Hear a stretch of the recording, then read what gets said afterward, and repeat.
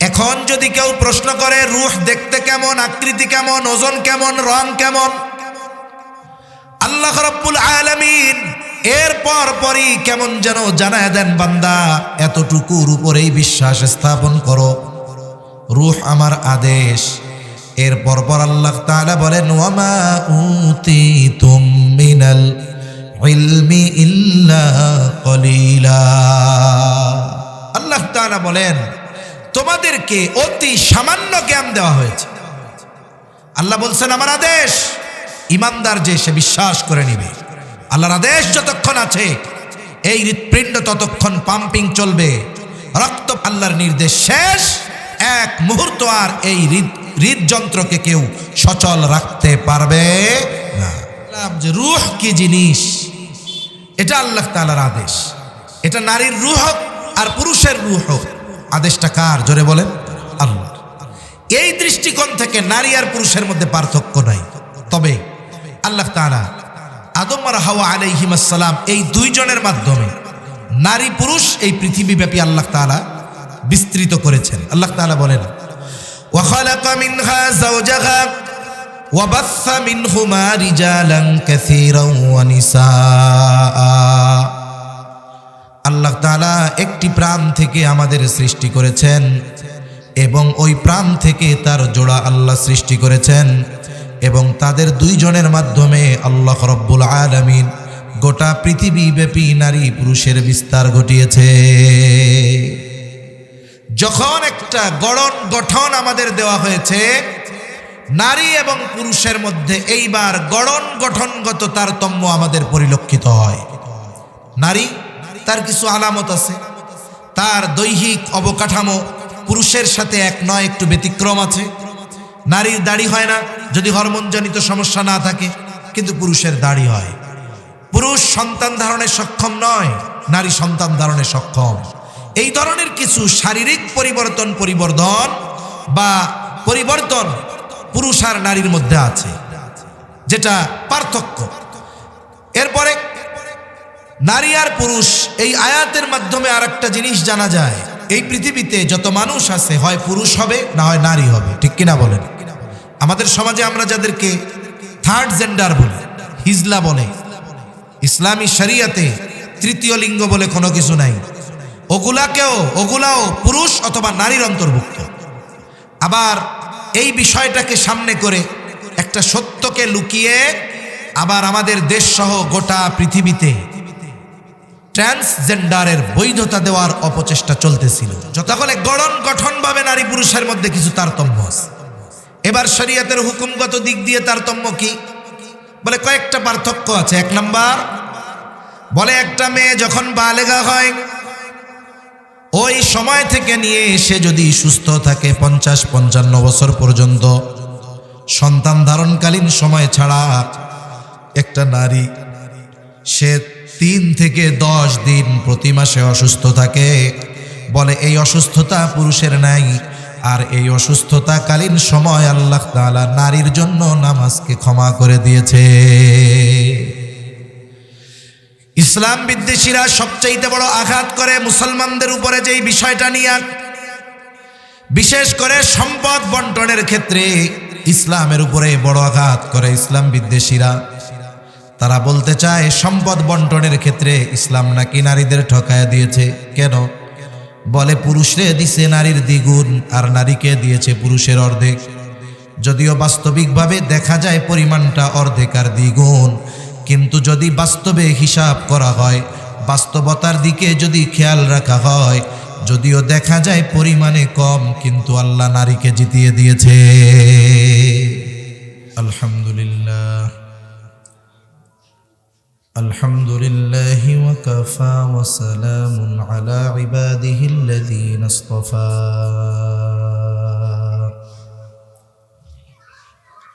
أما بعد فأعوذ بالله من الشيطان الرجيم. بسم الله الرحمن الرحيم.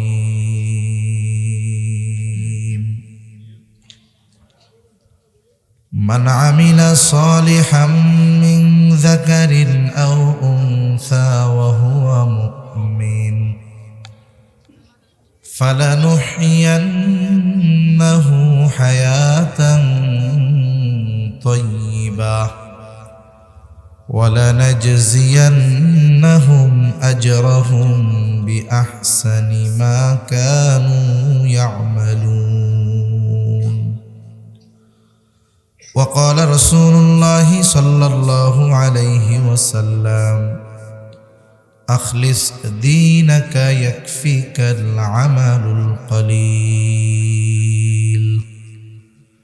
أو كما قال النبي صلى الله عليه وسلم صدق الله العلي العظيم وصدق رسوله النبي الكريم،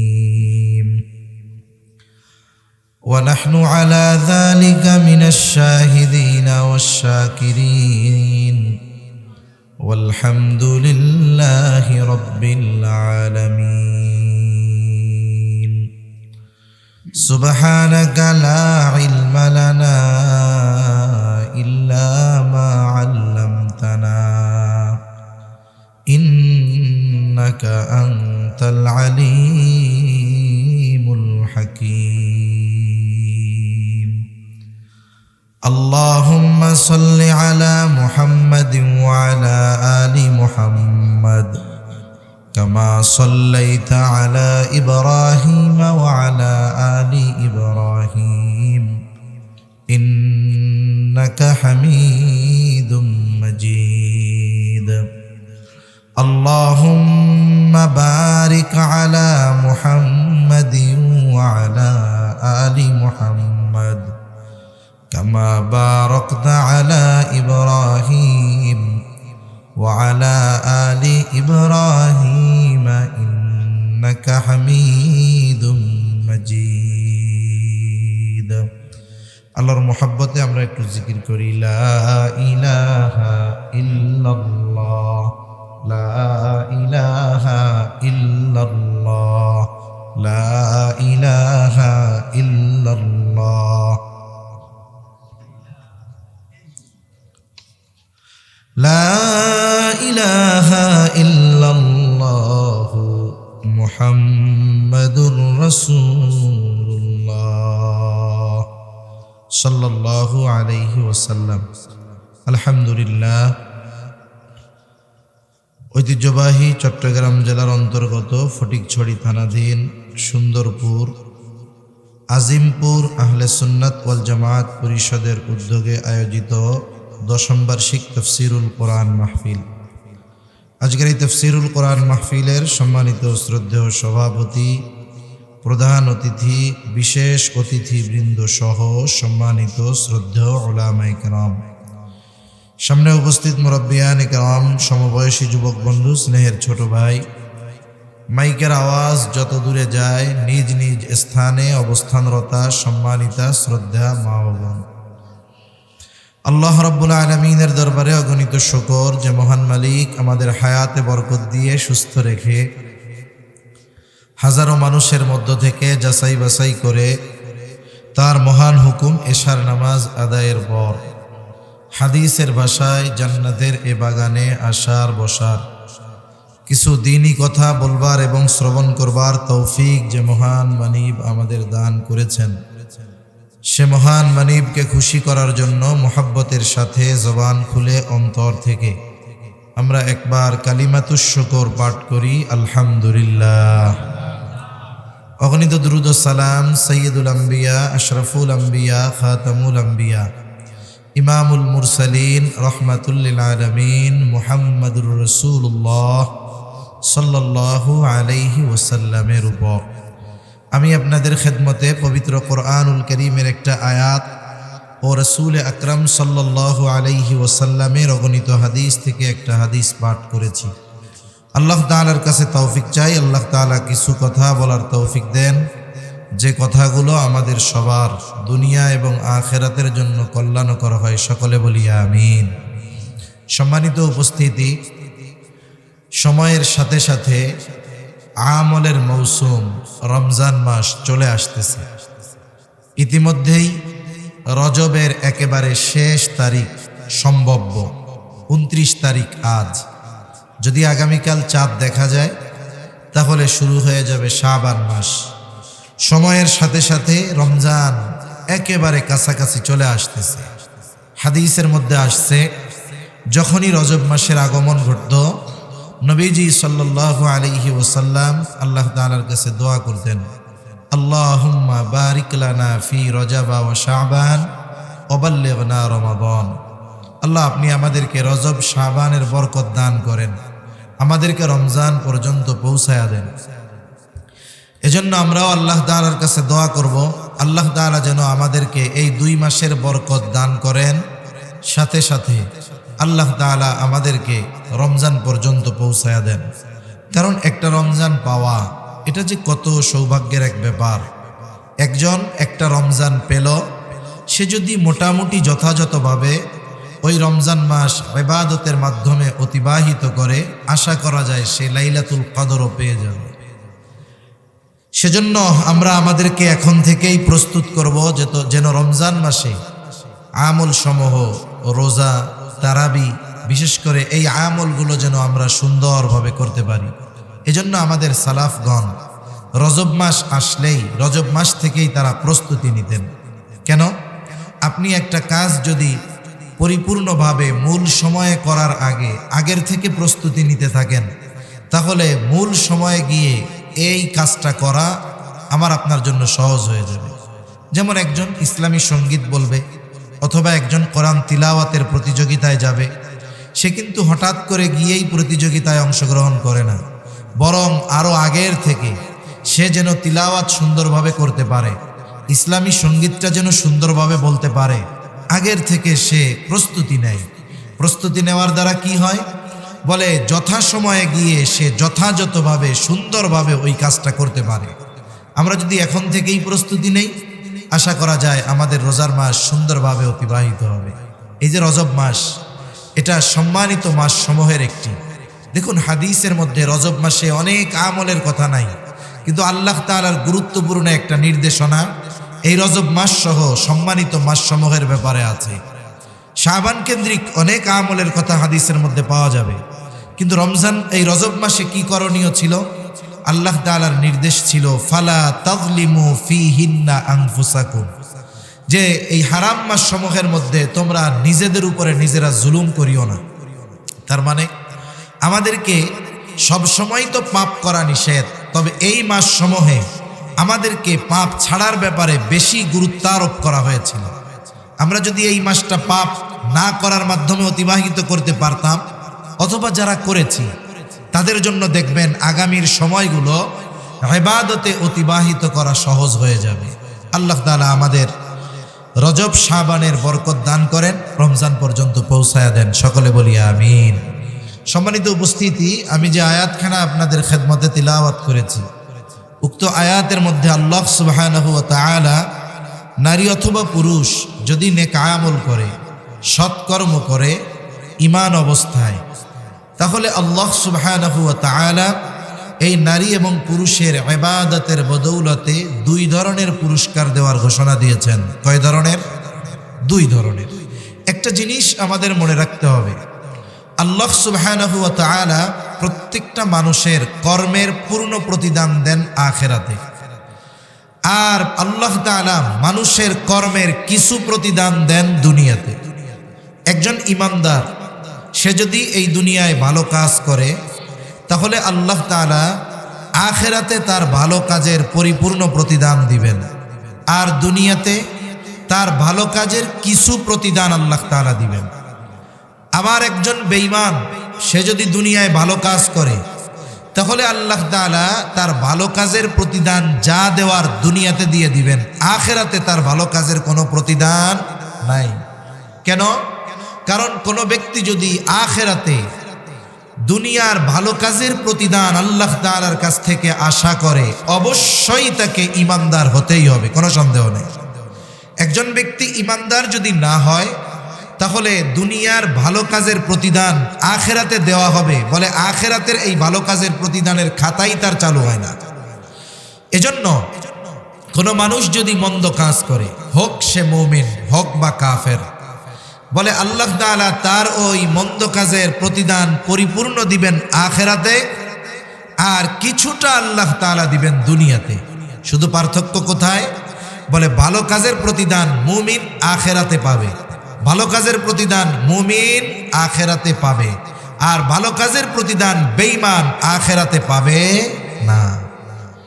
তাহলে মানুষকে তার কর্মের মূল প্রতিদান, পরিপূর্ণ প্রতিদান দিবেন আল্লাহ আখেরাতে। আল্লাহ তাআলা বলেন, ওয়া ইন্নামা তুওয়াফাউনা উজুরাকুম ইয়াউমাল কিয়ামাহ। মোট কথা হলো মানুষকে তার দুনিয়ার কর্মের পূর্ণ প্রতিদান আল্লাহ আখেরাতে দিবেন, আর দুনিয়াতেও দিবেন।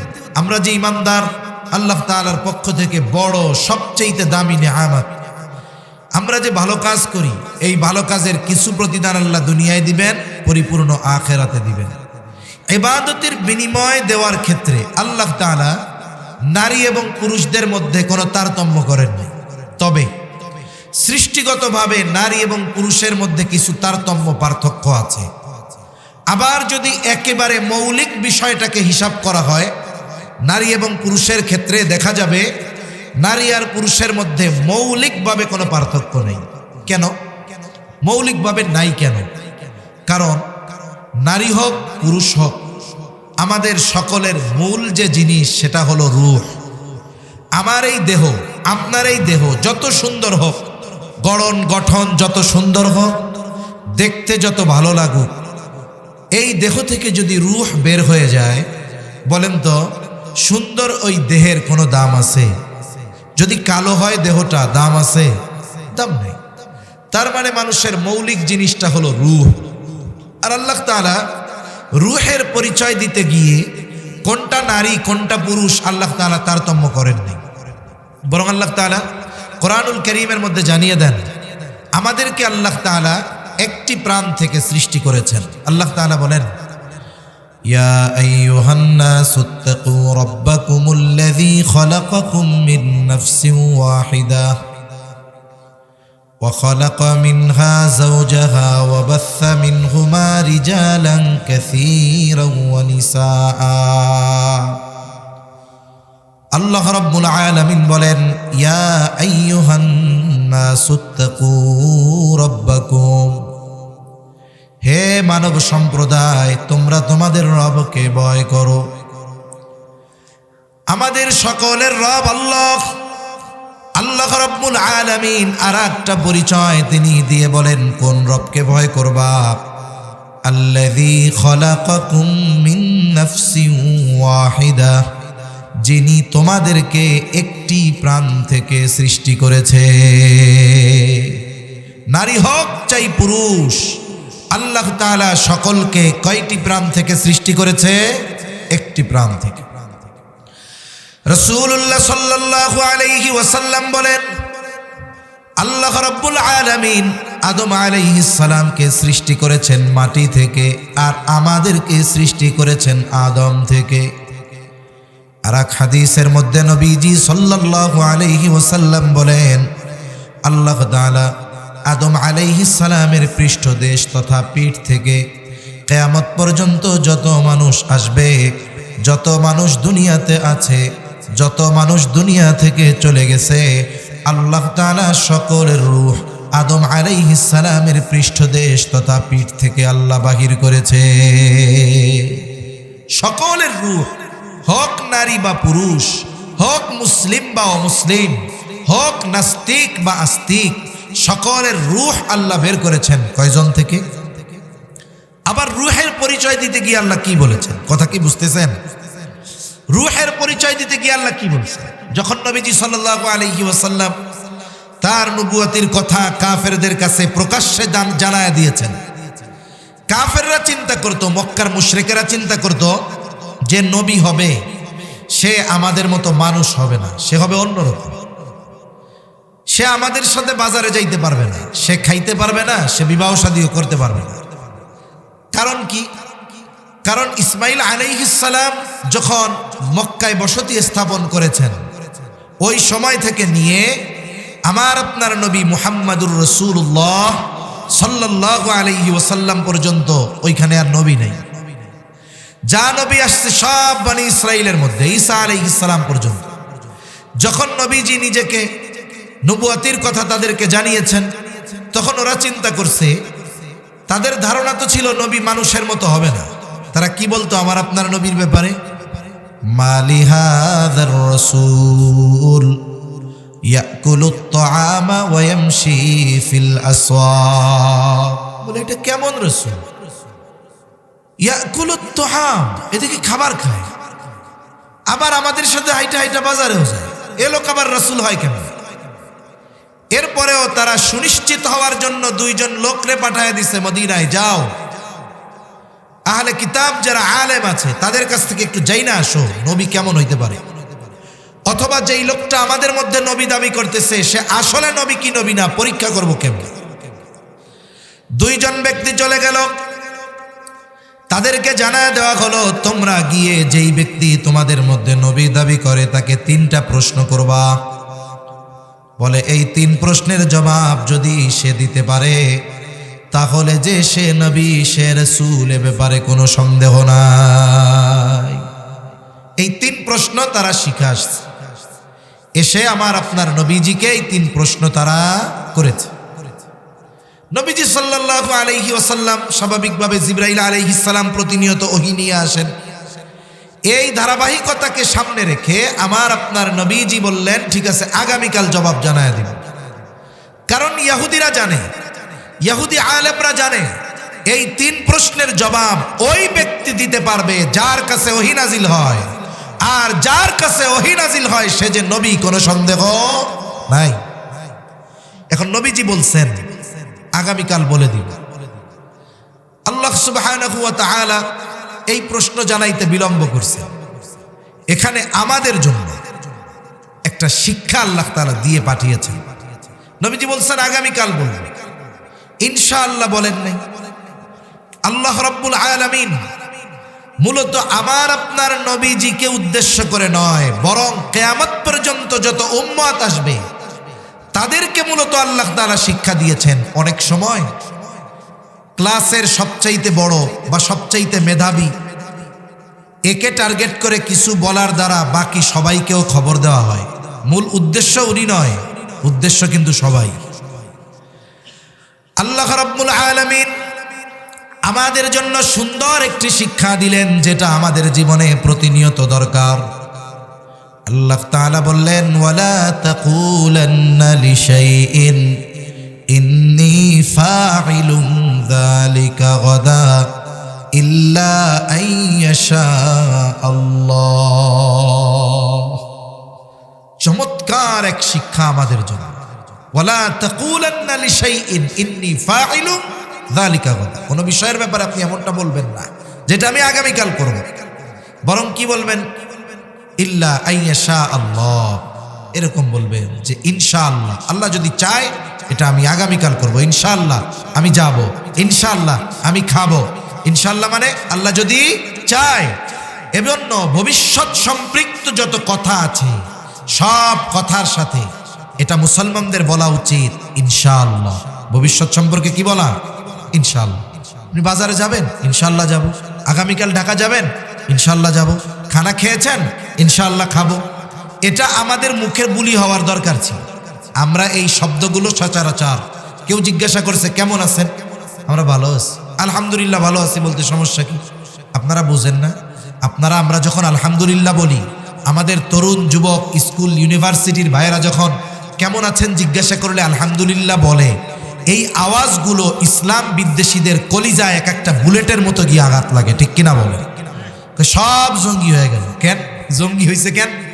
এরা এখন সালাম দেয়, দেখা হইলে হাই হ্যালো বলে না, এরা দেখা হইলে সালাম দেয়। আবার দেখেন খুব শুদ্ধ উচ্চারণ করে উত্তর দেয় ওয়ালাইকুম আসসালাম ওয়া রাহমাতুল্লাহ। তারপরে জঙ্গি হয়েছে কেমনে? কেমনে বুঝলেন? যদি জিজ্ঞাসা করি হাউ আর ইউ, বলে আলহামদুলিল্লাহ আই এম ফাইন, আগে আলহামদুলিল্লাহ বলে। আবার কোন কাজ ফিউচারের করবে ইনশাআল্লাহ বলে, ভালো কিছু দেখলে সুবহানাল্লাহ বলে। এগুলো তো জঙ্গি হয়ে গেল না? অথচ দেখুন কেন বলতেছে, কারণ এই যে আমাদের ব্যবহারিক শব্দগুলো প্রতিনিয়ত, এই শব্দগুলো ইসলাম বিদ্বেষীদের বুকে এক একটা বুলেটের মতো লাগে। আর এগুলো আমাদের শেয়ার, এগুলো চলতে ফিরতে উঠতে বসতে সব সময় এই কথাগুলো বলায় অভ্যস্ত হব। বলেন ইনশাআল্লাহ। আল্লাহ তৌফিক দান করেন। আল্লাহ তাআলা জবাব পাঠিয়ে দিয়েছেন। এই জবাবের মধ্যে 3 প্রশ্নের মধ্যে একটা প্রশ্ন কি, ওয়ায়াসআলুনাকা আনির রূহ, তারা আপনার কাছে জানতে চায়, আপনাকে জিজ্ঞাসা করে রূহ কি জিনিস। আপনি জবাব দিয়ে দেন, কুলির রূহু মিন আমরি রব্বি, রূহ হলো আমার রবের প্রত্যাদেশ, আমার রবের নির্দেশ। এখন যদি কেউ প্রশ্ন করে রূহ দেখতে কেমন, আকৃতি কেমন, ওজন কেমন, রং কেমন, আল্লাহ রাব্বুল আলামিন এর পরই কেমন যেন জানায় দেন, বান্দা এতটুকুর উপরেই বিশ্বাস স্থাপন করো, রূহ আমার আদেশ। এর পর আল্লাহ তাআলা বলেন, ওয়ামা উতিতুম মিনাল ইলমি ইল্লা কলিলা। আল্লাহ তাআলা বলেন, তোমাদেরকে অতি সামান্য জ্ঞান দেওয়া হয়েছে। আল্লাহ বলছেন আমার আদেশ, ইমানদার যে সে বিশ্বাস করে নিবে। আল্লাহর আদেশ যতক্ষণ আছে এই হৃৎপিণ্ড ততক্ষণ পাম্পিং চলবে, রক্ত আল্লাহর নির্দেশ শেষ, এক মুহূর্ত আর এই হৃদযন্ত্রকে কেউ সচল রাখতে পারবে না। এটা আমাদের বিশ্বাস রাখতে হবে। যেহেতু আলোচনায় আসলে একটু বলেই দিই, আমাদের জ্ঞান কতটুকু। আহা, মানুষ সামান্য একটু জ্ঞান পেয়ে স্রষ্টার অস্তিত্বকে অস্বীকার করে বসে, কোনো মতে একটু মঙ্গল গ্রহে গিয়ে মনে করে আকাশ জয় করে ফেলেছে। কিন্তু এই মানুষগুলো আমরা যদি আমাদের জ্ঞানের পরিধি বুঝতে পারতাম যে আমাদের জ্ঞান কতটুকু, তাহলে এই জ্ঞান নিয়ে অহংকার আমাদের মধ্যে আসতো না। কোরআনুল কারীমের মধ্যে কয়েকটা শিক্ষা সফরের ঘটনা আছে, যেই সফরগুলো শিক্ষা সফর। আমাদের দেশে অধিকাংশ সময় স্কুল, কলেজ, ইউনিভার্সিটি থেকে অনেক জায়গা থেকে শিক্ষা সফরের নামে যায়, কিন্তু ওই জায়গায় সুশিক্ষা থাকে না, ওই সফরের মধ্যে কুশিক্ষায় ভরপুর থাকে। ঠিক কিনা বলেন?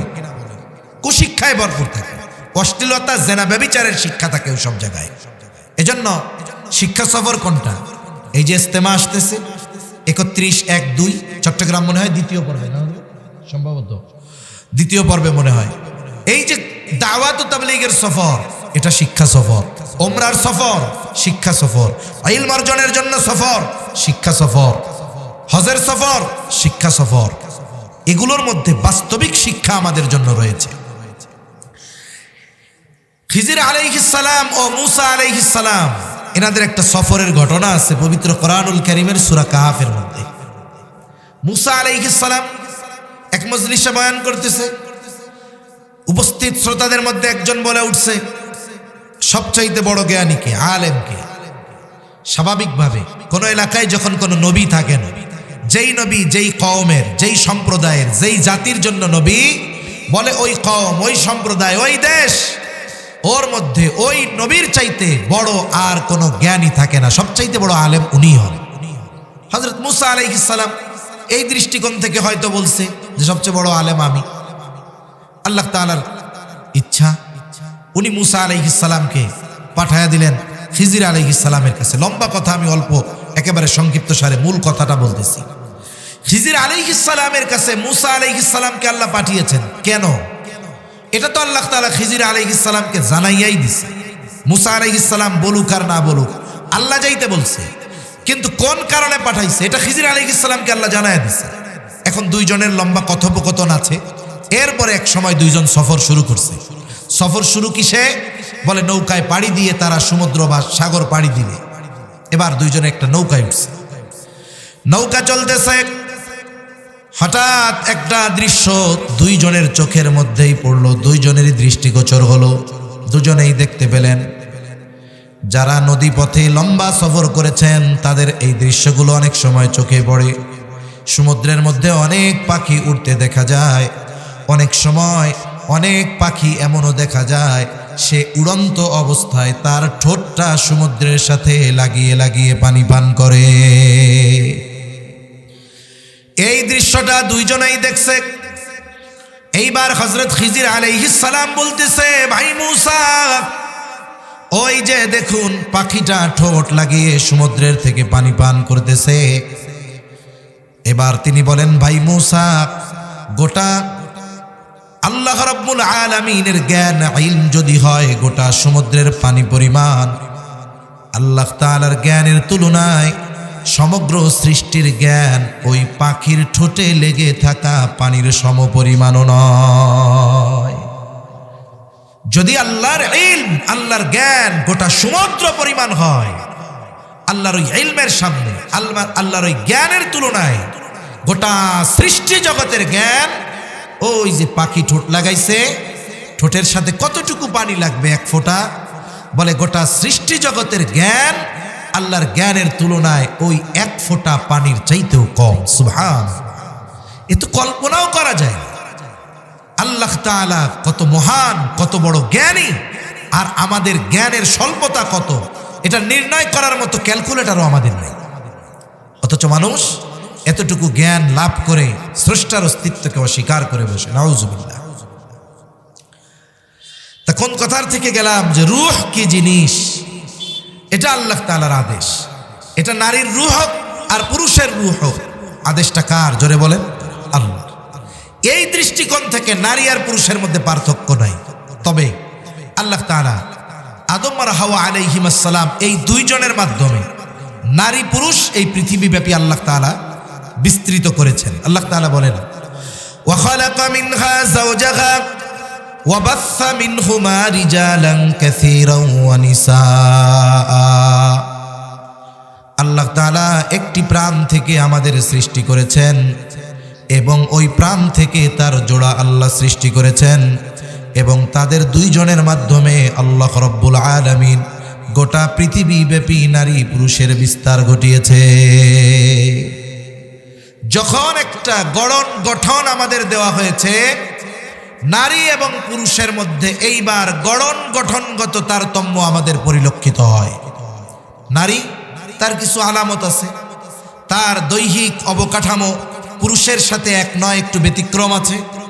নারীর দাড়ি হয় না যদি হরমোনজনিত সমস্যা না থাকে, কিন্তু পুরুষের দাড়ি হয়। পুরুষ সন্তান ধারণে সক্ষম নয়, নারী সন্তান ধারণে সক্ষম। এই ধরনের কিছু শারীরিক পরিবর্তন পুরুষ আর নারীর মধ্যে আছে, যেটা পার্থক্য। এরপরে নারী আর পুরুষ, এই আয়াতের মাধ্যমে আরেকটা জিনিস জানা যায়, এই পৃথিবীতে যত মানুষ আছে হয় পুরুষ হবে না হয় নারী হবে। ঠিক কিনা বলেন? আমাদের সমাজে আমরা যাদেরকে থার্ড জেন্ডার বলি, হিজলা বলে, ইসলামী শরিয়াতে তৃতীয় লিঙ্গ বলে কোনো কিছু নাই, ওগুলাও পুরুষ অথবা নারীর অন্তর্ভুক্ত। আবার এই বিষয়টাকে সামনে করে একটা সত্যকে লুকিয়ে আবার আমাদের দেশ সহ গোটা পৃথিবীতে ট্রান্সজেন্ডারের বৈধতা দেওয়ার অপচেষ্টা চলতেছিল। যতদূর জানলাম, এই যে ট্রাম্প ক্ষমতায় আসার পরে আমেরিকাতে এই পৃথিবীর যত আকাম কুকাম আছে এগুলার নাটের গুরু। যতদূর জানলাম, ট্রাম্প নাকি আইসাই ঘোষণা দিছে যে আমেরিকায় পরিচয় হবে দুইটা, নারী অথবা পুরুষ, তৃতীয় কোনো পরিচয় বহন করার সুযোগ নেই। যদি এটা হয় তাহলে এর প্রভাব গোটা পৃথিবীতে পড়বে। ওরা যেমন ট্রান্সজেন্ডারের বৈধতা দেওয়ার জন্য উঠে পড়ে লাগার কারণে 92% মুসলমানের দেশেও এই ট্রান্সজেন্ডার মতবাদকে প্রতিষ্ঠা করার জন্য ইসলাম বিদ্বেষী সংস্থাগুলো সর্বোচ্চ অপচেষ্টা করেছে। আর আমেরিকা থেকে যদি এই বিষয়টার উপরে নিষেধাজ্ঞা আসে, আশা করি পৃথিবী থেকে এই অভিশাপ দূর করা আমাদের জন্য সহজ হবে। ঠিক কিনা বলেন? এই ট্রান্সজেন্ডারের ক্ষতি আমি যদি বলতে যাই, অন্যদিকে চলে যাব, সমাজ ব্যবস্থা নষ্ট হয়ে যাবে, পরিবার ব্যবস্থা ধ্বংস হয়ে যাবে, আরে মিয়া গোটা মানব সভ্যতা ধ্বংস হয়ে যাবে যদি এই অপকর্ম সমাজে ওরা বৈধতা দিতে পারে। এজন্য এই ট্রান্সজেন্ডার মতবাদের বিরুদ্ধে শুধু মুসলিমদের দাঁড়ালে হবে তা নয়, সব ধর্মের সব বর্ণের মানুষের এই বিষয়গুলোর ব্যাপারে প্রতিবাদ করা দরকার। ঠিক কিনা বলেন? ইমানের সাথে সাংঘর্ষিক এ ব্যাপারে তো আমরা বিরোধিতা করতেছি। অন্যান্য ধর্মাবলম্বীরা যদি বসে থাকে যে না আমাদের অসুবিধা কি, না, যখন এর ক্ষতি সমাজব্যাপী ছড়িয়ে পড়বে, আল্লাহ না করুক, তখন এই ক্ষতি থেকে অমুসলিম যারা, এরাও নিষ্কৃতি পাবে না। আল্লাহ এই অভিশাপ থেকে আমাদের মুক্তি দেখ, বলি আমিন। তাহলে গঠনভাবে নারী পুরুষের মধ্যে কিছু তারতম্য আছে। এবার শরীয়তের হুকুমগত দিক দিয়ে তারতম্য কি? বলে কয়েকটা পার্থক্য আছে। এক নাম্বার, বলে একটা মেয়ে যখন বালেগা হয় ওই সময় থেকে নিয়ে সে যদি সুস্থ থাকে 50-55 বছর পর্যন্ত, সন্তান ধারণকালীন সময় ছাড়া একটা নারী সে 3 থেকে 10 দিন প্রতি মাসে অসুস্থ থাকে, বলে এই অসুস্থতা পুরুষের নাই। আর এই অসুস্থতাকালীন সময় আল্লাহ তাআলা নারীর জন্য নামাজকে ক্ষমা করে দিয়েছে। ইসলাম বিদ্বেষীরা সবচাইতে বড় আঘাত করে মুসলমানদের উপরে যেই বিষয়টা নিয়ে, বিশেষ করে সম্পদ বন্টনের ক্ষেত্রে ইসলামের উপরে বড় আঘাত করে ইসলাম বিদ্বেষীরা। তারা বলতে চায় সম্পদ বন্টনের ক্ষেত্রে ইসলাম নাকি নারীদের ঠকায় দিয়েছে। কেন? বলে পুরুষরে দিছে নারীর দ্বিগুণ আর নারীকে দিয়েছে পুরুষের অর্ধেক। যদিও বাস্তবিকভাবে দেখা যায় পরিমাণটা অর্ধেক আর দ্বিগুণ, কিন্তু যদি বাস্তবে হিসাব করা হয়, বাস্তবতার দিকে যদি খেয়াল রাখা হয়, যদিও দেখা যায় পরিমাণে কম, কিন্তু আল্লাহ নারীকে জিতিয়ে দিয়েছে।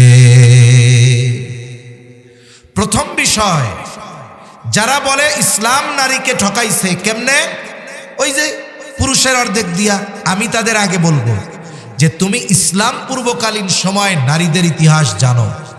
সম্পদ তো বহুদূর, ওই সময় তো নারীর বেঁচে থাকার অধিকার ছিল না। কোন পিতাকে যদি খবর দেওয়া হতো যে তার কন্যা সন্তান হয়েছে, তার সুন্দর চেহারাটাও কালো হয়ে যেত, চেহারা মানুষকে দেখাতো না। মানুষে বলবো ওই যে মাইয়ার বাপ যাইতেছে, মানে মেয়ের বাবা, এটাকে ওরা গালি মনে করতো, নিজের সম্মানের জন্য হানিকর মনে করতো। আল্লাহ বলেন ওয়াইদা বুশিরা আহাদুকুম বিল উনসা যাল্লা ওয়াজহুহু মুসওয়াদ্দা ওয়া হুয়া কাযীব। চেহারার দিকে তাকানো যাইতো না কন্যা হওয়ার সুসংবাদ দিলে। ইসলাম আসলো, নারীকে ইসলাম বেঁচে থাকার অধিকার দিল। আর ওই কন্যা সন্তান যতক্ষণ না তারা জীবন্ত দাফন করতে পারত, ততক্ষণ তাদের অন্তরের মধ্যে শান্তি আসতো না। বলা হয় বাইতুল্লাহর পশ্চিম পাশে ফাঁকা জায়গা আছে, ওই জায়গায় জাহেলিয়াতের সময় জীবন্ত কন্যাদের জীবন্ত দাফন করে ফেলা হতো মাটির সাথে। এজন্য ইসলাম আসার আগে নারীদের বেঁচে থাকারই অধিকার ছিল না। ইসলাম তো শুধু বেঁচে থাকার অধিকার দিয়েছে তা নয়, ইসলাম সমাজে কন্যা হিসাবে তার অধিকার দিয়েছে, স্ত্রী হিসাবে অধিকার দিয়েছে, মা হিসাবে এই সমাজে ইসলাম নারীর অধিকার প্রতিষ্ঠা করেছে। ঠিক কিনা বলেন? নারীকে ঠকায় নেই ইসলাম। এটা যারা বলে অথবা যারা মেনে নেয়, এরা ইসলাম সম্পর্কে জানে না, একেবারে জাহেল, মূর্খ, অজ্ঞ। এজন্য তাহলে ইসলাম আসলো, নারীর বেঁচে থাকার অধিকার দিল। যেখানে কন্যা সন্তান জন্ম নিলে পিতার চেহারার দিকে তাকানো যেত না যতক্ষণ না সে ওই কন্যাকে জিন্দা দাফন করতে পারত। ইসলাম জানায় দিল, যার দুটো কন্যা সন্তান হবে, এই কন্যা সন্তান যথাযথভাবে যে লালন পালন করবে, এরপরে দিনদার পাত্রের হাতে তুলে দিবে, 2টা জান্নাতের সুসংবাদ তার জন্য দেওয়া হলো। যতগুলো কন্যা হবে ততজনের ব্যাপারে এই সুখবর। তার মানে এক হিসাবে কন্যা হওয়াকে সৌভাগ্যের প্রতীক বলে অভিহিত করা হলো। শুধু তাই না, ওই সমাজের মধ্যে নারী পিতার সম্পদের মধ্যে নারীর হক প্রতিষ্ঠা করা হলো। যদিও পুরুষের অর্ধেক, কিন্তু বাস্তবে আল্লাহ পুরুষকে জিতিয়ে দেন নাই, নারীকে জিতিয়েছে। একটা উদাহরণ দিলে বুঝতে সহজ হবে। বলেন তো, এক লোকের বেতন মাসে 50,000, আর এক লোকের বেতন হলো 25,000। বলেন তো 25,000 বেশি না 50,000 বেশি? 50,000 বেশি। কিন্তু যিনি 50,000 পান, তার মাসে 50,000 খরচ হয়ে আরো 2-4 হাজার ধার করা লাগে। কিন্তু যার 25,000 বেতন, মাস শেষে 12-14-15 হাজার টাকায় তার হয়ে যায়। প্রতি মাসের শেষে 10,000 টাকা তার ডানে থাকে। এবার বলেন তো, বছর শেষে যদি হিসাব করা হয়, লাভবান ওই 50,000 ওয়ালা নাকি 25,000 ওয়ালা? কেন? বলে উনি পায় কম কিন্তু খরচও কম, উনি পায় বেশি খরচও বেশি।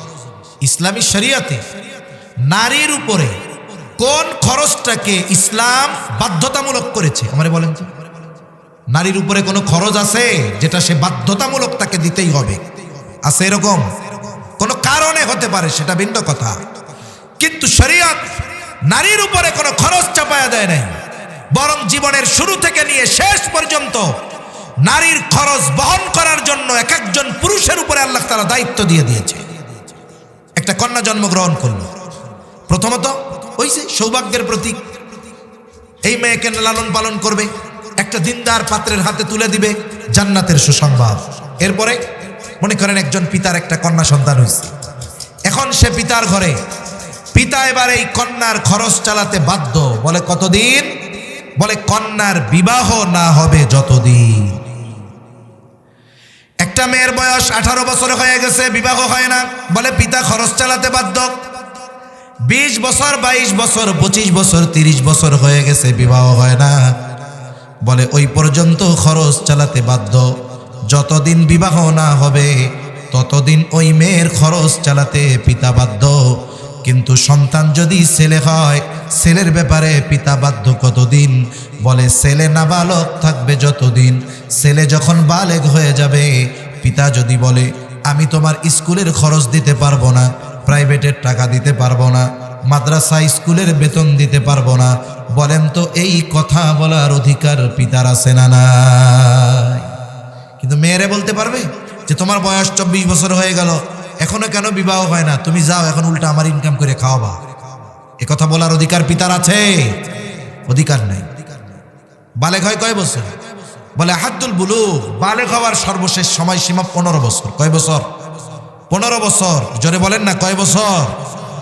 ইংরেজি না আরবি হিসাবে? কোন তো আরবি হিসাবে। আরবি হিসাবে যদি 15 বছর সর্বশেষ সীমা হয়, ইংরেজিতে হয় 14 বছর 7 মাসের মতো। 14 বছর 7 মাস, এটা হলো সর্বশেষ সীমা। এর আগেও হইতে পারে, 12 বছরে হইতে পারে, 13 বছরে হইতে পারে, 12.5 বছর হইতে পারে, 13.5 বছরে হতে পারে, 14 বছরে হতে পারে। ছেলে বালেগ হবে, পিতা এই কথা বলার অধিকার আছে, এখন থেকে তোমার খরচ আমি দিতে পারবো না, কিন্তু মেয়ের ক্ষেত্রে বলার অধিকার নাই। আবার দেখেন, চিটাগাঙে এই কথা না বললেই তো নয়, বলতেই হয়। বলেন তো, ছেলে হোক আর মেয়ে হোক, উভয়কে বিবাহ দেওয়ার দায়িত্ব কার? কথা বলে না, অভিভাবকের, পিতার। কিন্তু আপনি তো খালি মেয়ের বিয়াটা নিয়ে টেনশন করেন, পোলারটা নিয়ে এত টেনশন করেন না। পোলারটা নিয়ে টেনশন করেছেন কখনো? করেন নাই তো, শুধু মেয়েরটা নিয়ে টেনশন করেন। মেয়েরে বিবাহ দিবেন এই জন্য আগের থেকে সৌদি থেকে 10 ভরি আনায় রাখছেন, আবার ব্যাংকে টাকা জমাইতেছেন, আবার মেয়ের বিবাহ দিতে হবে, হওয়ার পরে আপনি গ্রামের বাড়িতে 10টা মেহগুনি গাছ লাগায় রাখছেন। এইবার তার বিবাহর সময় গাছ বিক্রি করছেন 10 লাখ, 10 ভরি স্বর্ণ, আরো মেয়ের জন্য জমাইছিলেন 15 লাখ, সুন্দর মতো বিশাল খরচ করে মায়ের বিবাহ দিয়ে দিচ্ছেন। বিবাহ তো মেয়েকে যেমন দেওয়া আপনার উপরে দায়িত্ব, অনুরূপ ছেলেকেও দেওয়া দায়িত্ব। এটা আমার কথা নয়, কার কথা? ওয়ানকিহুল আয়ামা মিনকুম ওয়াস-সালিহিনা মিন ইবাদিকুম ওয়া ইমাইকুম ইয়াকুনু ফুকারা ইউগনিহিমুল্লাহ।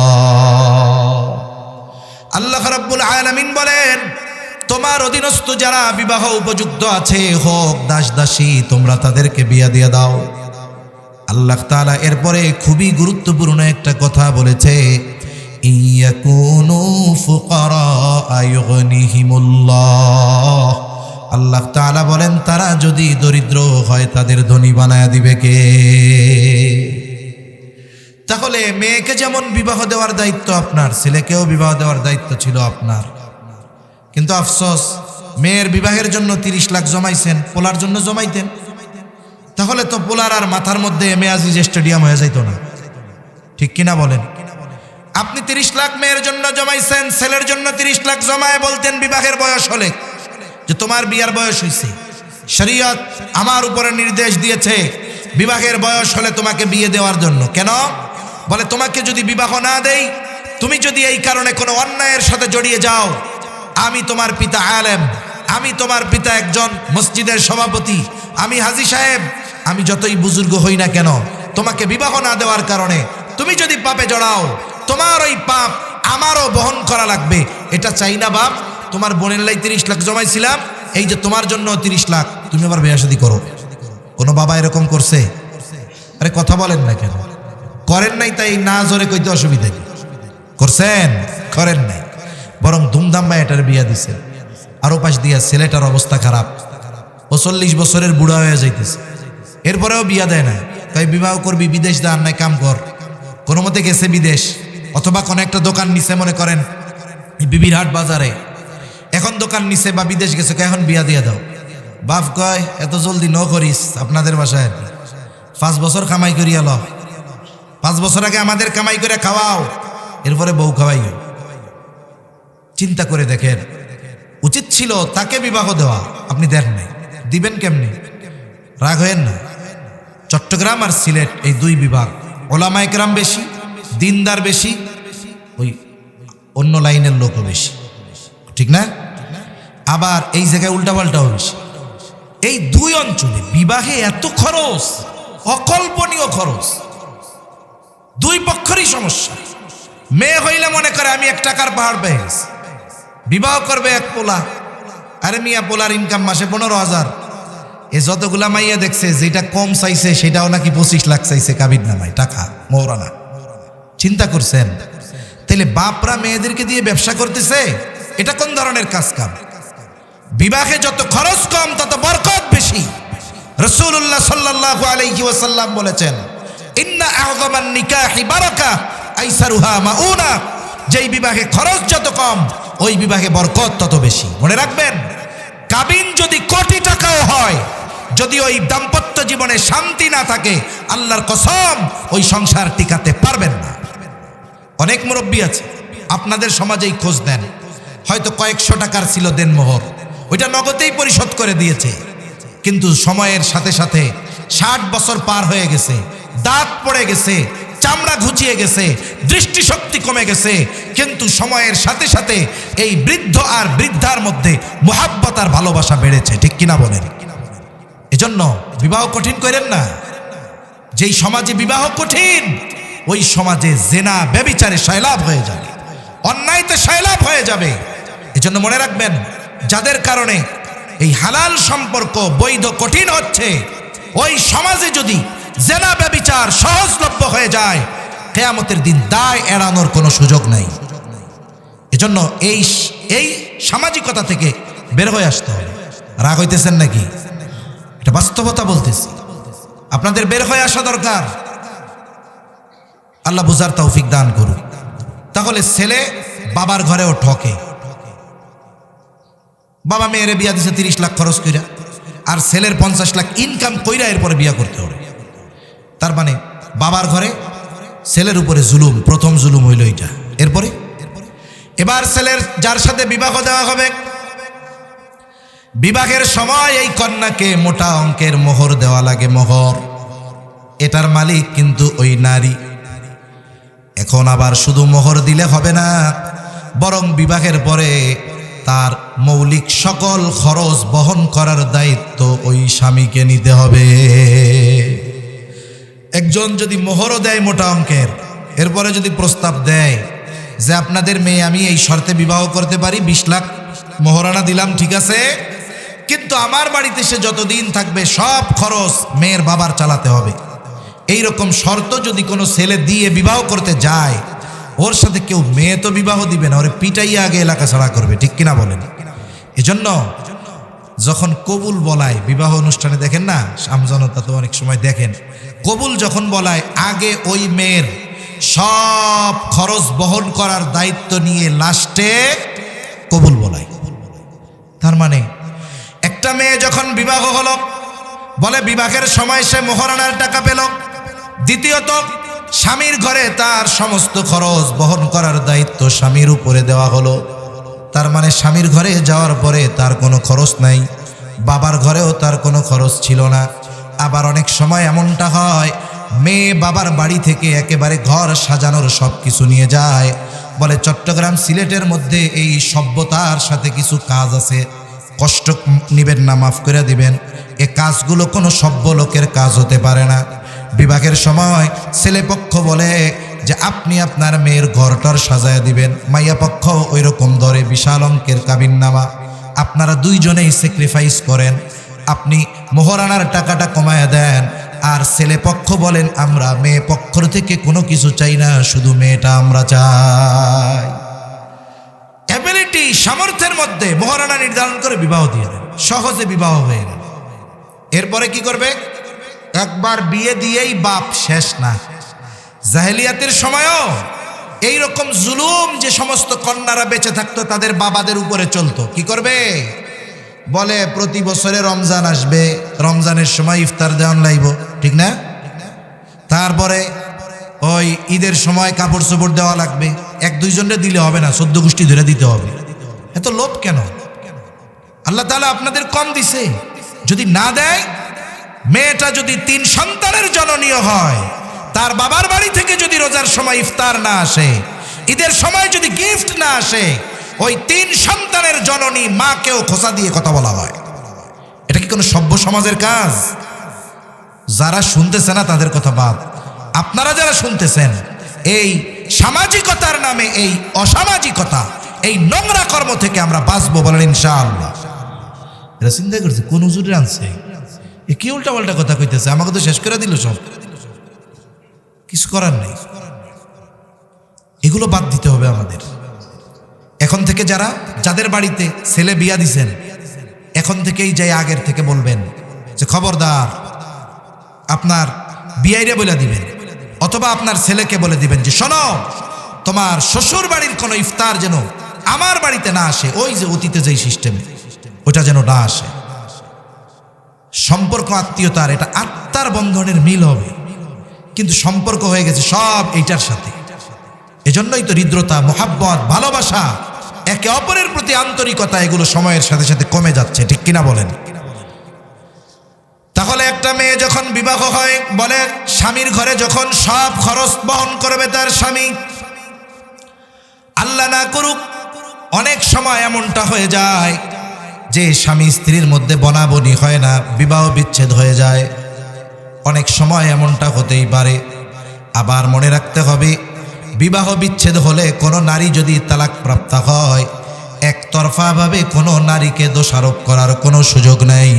কারণ অনেক সময় দেখা যায় এই নারী তালাক প্রাপ্ত হওয়ার পেছনে মূলত ওই নারী কোনো দোষী নয়, বরং দোষী তার পরিবার আর তার স্বামী।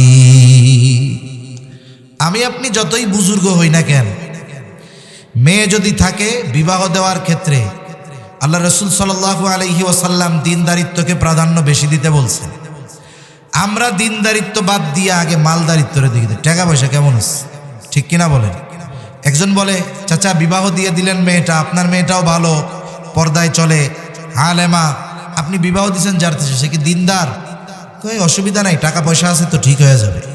মনে রাখতে হবে, টাকা পয়সা থাকলে বাঘের চোখ পাওয়া যেতে পারে, বাঘকে বাহন বানানো যেতে পারে, হরিণের চামড়া দিয়ে জুতা বানানো যেতে পারে, কিন্তু টাকা পয়সা থাকলেই দিনদার হওয়া যায় না। টাকা পয়সা হলে দিনদার হওয়া যায় না। আপনি এই টাকা পয়সা দেখে মেয়েটার বিবাহ দিয়েছেন, চট্টগ্রামে বাড়ি, গুলশানে ডুপ্লেক্স বাড়ি আছে ঢাকাতে, কিন্তু এই ছেলের ক্যারেক্টার তো খারাপ। ওই বাড়িতে গিয়ে দেখে যে তার স্বামী মাদকাসক্ত, তার স্বামীর বাড়িতে পর্দার কোনো বালাই নাই, পর্দার কোনো গন্ধই নাই, বরং বন্ধুদের নিয়ে তার বাড়িতে মদের আড্ডা চলে। সে জোর করে তাকে তার বন্ধুদের সামনে বেপরদায় যেতে বলে। বলেন তো, একজন দিনদার মেয়ে, মোটামুটি শালীন মেয়েও যদি হয়, এই রকম কারো সাথে যদি তার বিবাহ দেওয়া হয়, এই পৃথিবীর সর্বোচ্চ প্রযুক্তি যদি তার বাসায়ও থাকে, ওই বাসা যত আধুনিক আসবাব থাকুক না কেন, ওই বাসা তার জন্য জাহান্নামে পরিণত হবে, ঠিক কিনা বলেন? সংসার করতে পারে নাই, বিবাহ বিচ্ছেদ হয়ে গেছে, মেয়েটা আবার বাবার বাড়িতে আসছে। সমাজের মানুষ খুব খারাপ। একজন বলে অমুকের মেয়েটা খুব ভালো, আর একজন বলে এত গম ন খোঁজ বেড়া, গম মইলে সংসার করিতারিত, ঠিক কিনা? এরকম বলে না যে এত ভালো বলিস না, যদি ভালোই হইতো তাইলে তো স্বামীর ঘর করতে পারতো। এই যে আপনি যে বললেন ও ভালো না, আপনার কথা তো যে মিথ্যা, এটা তো অপবাদ হবে। ইসলাম যদি থাকতো এই কথার কারণেও শাস্তি দেওয়া হতো, ঠিক কিনা বলেন? আল্লাহ না করুক যদি কারো ক্ষেত্রে এমন হয়, বিবাহ বিচ্ছেদ হয়ে গেছে, আবার স্বামীর ঘর থেকে বাবার ঘরে তার আশা লাগছে, বলে পুনরায় ওই মেয়েটার যতদিন বিবাহ না হবে, আবার ওই মেয়েটার পরিপূর্ণ খরচ চালাতে তার পিতা বাধ্য। স্বামীর ঘরে আছে, আল্লাহ তাআলা তাকে সন্তান দান করেছে, স্বামী দুনিয়া থেকে চলে গেছে, আল্লাহ তাআলা কোরআনুল কারীমের মধ্যে স্পেশাল আয়াত নাজিল করে ওই সন্তানদের মায়ের খরচ বহন করার আদেশ দিয়েছেন, স্পেশালভাবে আয়াত নাজিল করে। তার মানে দেখেন, গোটা হায়াতে একটা নারীর কোনো খরচ নাই, না বাবার ঘরে, না স্বামীর ঘরে, না স্বামী মারা যাওয়ার পরে সন্তানের ঘরে, বলে কোথাও নারীর কোনো খরচ নাই। কিন্তু একটা পুরুষের খরচের হিসাব করে দেখেন, তার খরচের খাতের কোনো শেষ নাই। এজন্য দেখা যায় পরিমাণের দিক দিয়ে নারীর কম, পুরুষের বেশি, কিন্তু আল্লাহ নারীকে যতটুকু দিয়েছে এতটুকু তার থেকে যায়। কেন? বলে নারীর কোনো খরচ নাই, আর পুরুষকে দেখা যায় দিছে দ্বিগুণ, কিন্তু পুরুষের খরচের কোনো শেষ নাই। অনেক কথা বলে ফেললাম, বলতে চাইছি অল্প কথা, সব আল্লাহর ইচ্ছা, আল্লাহ যা মাথায় আনছে আমি মুখ দিয়ে তাই বলছি।